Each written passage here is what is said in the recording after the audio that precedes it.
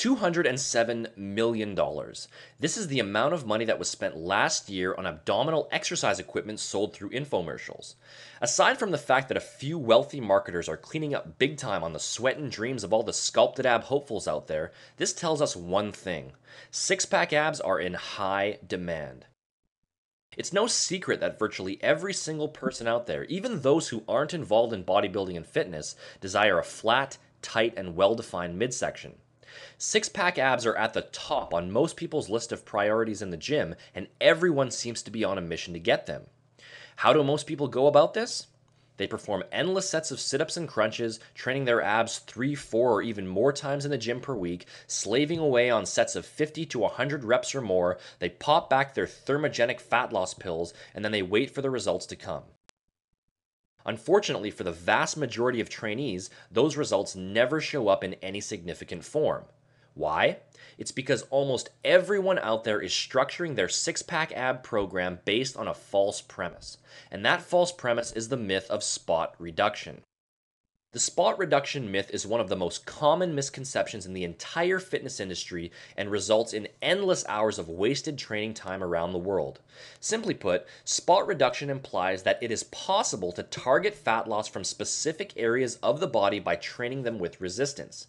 For example, spot reduction would imply that training your biceps with weights will burn fat off of your bicep area, or that training your chest with weights will burn fat off of your chest area. The truth is that this notion of targeting fat loss from specific areas of the body is downright false, illogical, and untrue. Let me clear this up once and for all. You cannot target fat loss from a specific area of your body. Let me repeat that again because it's so important. You cannot target fat loss from a specific area of your body. When you train your body with weights, all you are doing is stimulating the specific muscle groups involved in the movement, but this stimulation has no effect on the stored body fat in and around that particular area. Fat loss only occurs on a holistic level. In other words, when the body is stimulated to burn fat through proper diet and cardiovascular exercise, it will burn fat from the entire body as a whole. You have no control over this, and there is no way to stimulate fat to be burned from specific areas of the body by training them with weights. So, what does all of this have to do with achieving six-pack abs? Well, everything. You see, everyone already has a six-pack. The problem is that for most people, it's simply hidden underneath a layer of fat. This layer of fat causes the midsection to appear soft, smooth, and protrusive. However, underneath that layer of fat are the abdominal muscles, and causing these muscles to appear flat, defined, and separated is a simple matter of removing, or more accurately, significantly decreasing, the layer of fat sitting on top of them, as well as the layer of fat behind them surrounding the internal organs. The layer of fat lying on top is known as subcutaneous fat, that is, the fat directly underneath the skin, and the layer of fat behind them is known as visceral fat, that is, the fat that surrounds the internal organs.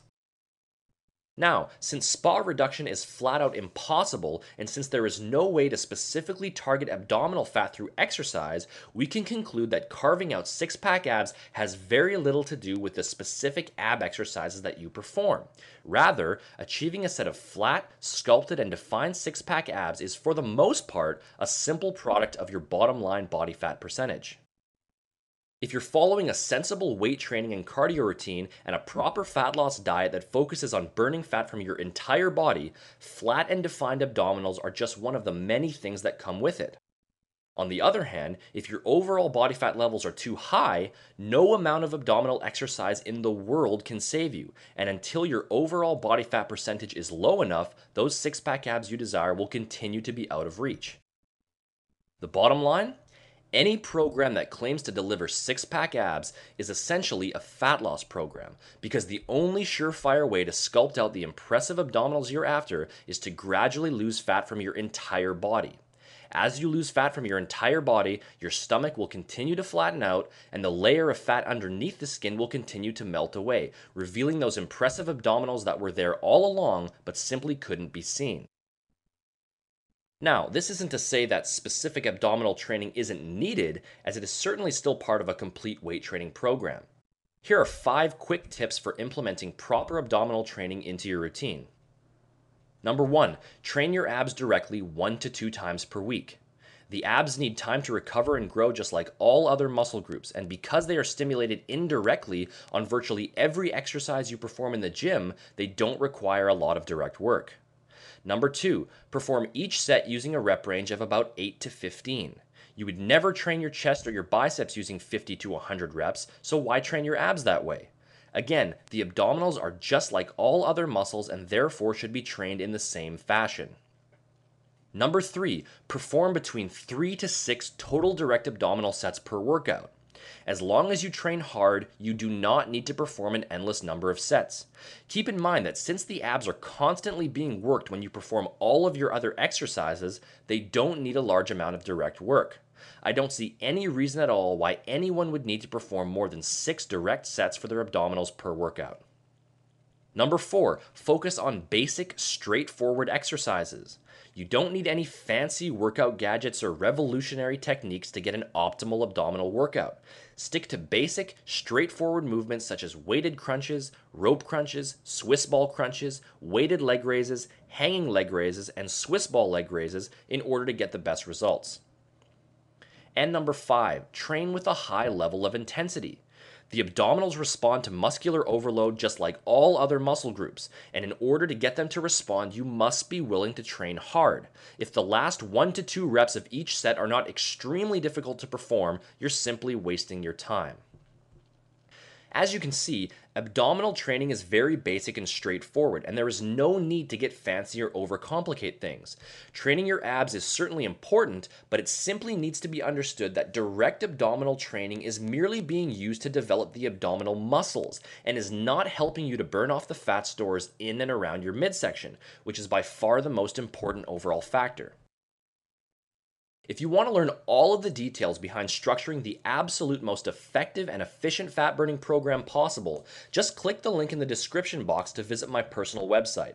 There you can sign up for my free online fat burning email course entitled 6 Critical Keys to Rapid Fat Loss Revealed, where I uncover all kinds of useful training, nutrition, and supplementation techniques that will help you melt off body fat and achieve a lean, impressive body as quickly as possible. You'll also gain instant download access to the first 2 chapters of my hugely popular fat loss ebook, The Truth About Burning Fat, which is a complete step-by-step guide to losing body fat and defining your muscles without fad diets or bogus supplements of any kind. Go ahead and click the link in the description box, and I'll see you next time.